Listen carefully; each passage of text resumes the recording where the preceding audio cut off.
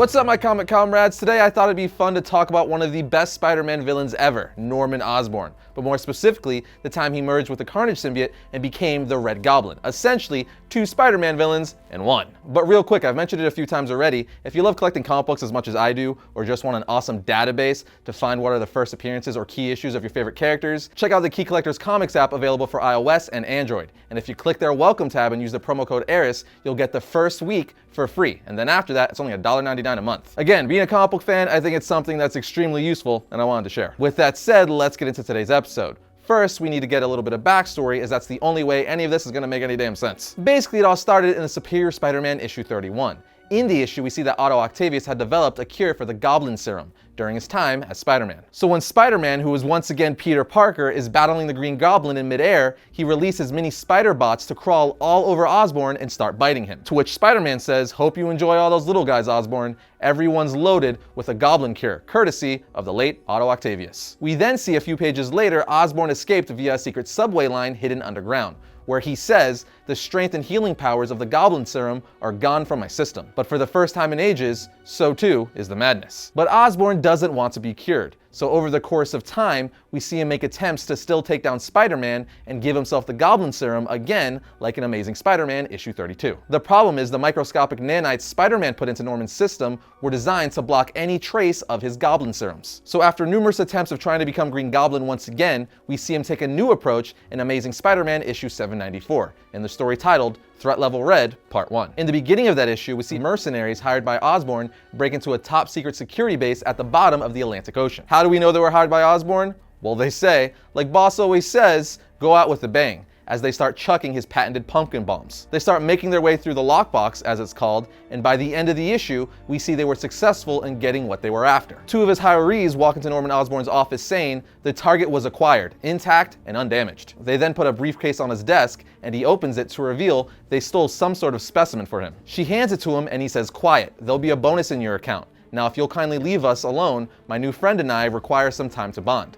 Hello there, Carnage. I don't believe we've met. Then in the very next issue, Amazing Spider-Man 795, Norman says, "I've tried so many ways to be whole again, to get the madness back. Surgically, psychologically, spiritually, even mystically. Nothing on Earth worked, but you're the answer. I could feel it. Madness in a jar. Madness I can steal and make my own. Carnage, meet your new master." He then bonds with the Carnage symbiote saying, yes, the rage, so much power, so much hate. The spider won't know what hit him. We'll rip him open, then pull out all the squishy red parts, and then the world. We then see Osborn go completely manic as he's been taken over by Carnage, saying stuff like, "Tear apart, slice it, hear it scream, we'll kill them all."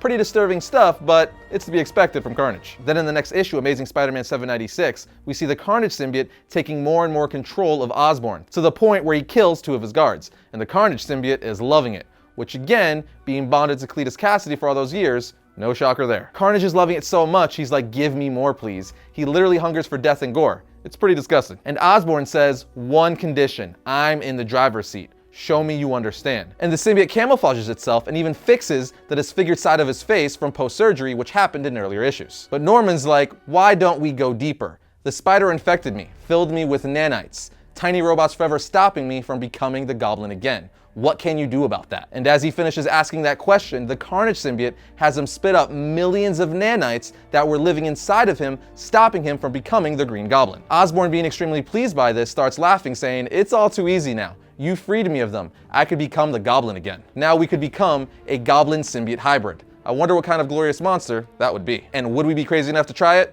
Wait, look what I'm asking." This brings us to the Amazing Spider-Man 797. We see Norman Osborn becoming more and more crazy and sadistic, like when he catches a rat and bites its head off. What I'm saying is the Green Goblin serum and the Carnage symbiote mix is making for one of the most evil Spider-Man villains ever. And by the end of the issue, a tied-up, desperate Jameson helps Osborn remember that Peter Parker is Spider-Man. Knowing who Spider-Man is once more, Green Goblin breaks into the Daily Bugle to torment Peter's loved ones and friends, and even goes to Betty Branch saying stuff like, "I've got a bridge in Brooklyn I'd like to sell you." No, seriously, a bridge. Want to see it? Which is extremely twisted because, as all Spider-Man fans know, that is the bridge where he killed Spider-Man's first love, Gwen Stacy. And after this, he throws a bomb on the floor that has a 10-minute timer. And as he does this, Spider-Man comes swinging in, looking to take down Goblin. Long story short, they start fighting, and eventually Spider-Man put a web cocoon around the bomb and then himself. And then boom, the bomb goes off, blowing up several floors of the Daily Bugle. And in the wreckage, we see Goblin impaled, which is very reminiscent of when he was impaled in the Amazing Spider-Man issue 122. Anyway, Spider-Man, being the true hero that he is, wanting to save everyone, villain or not,